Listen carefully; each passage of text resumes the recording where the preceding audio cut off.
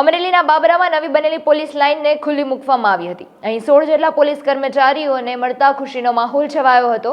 બાબરામાં નવી પોલીસ લાઇનનું ધારાસભ્ય જનકભાઈ તળાવિયા, કૌશિકભાઈ વેકરિયા અને અમરેલી જિલ્લા પોલીસ વડા હિમકરસિંહની ઉપસ્થિતિમાં લોકાર્પણ કરવામાં આવ્યું।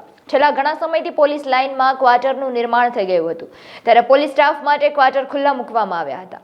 આજરોજ બાબરા ખાતે ગુજરાત સરકાર દ્વારા ગૃહ વિભાગ દ્વારા પોલીસોને પોતાનું રહેવા માટે ઘરનું આવાસ મળી શકે એક વ્યવસ્થા સરકાર દ્વારા ઊભી કરવાની છે।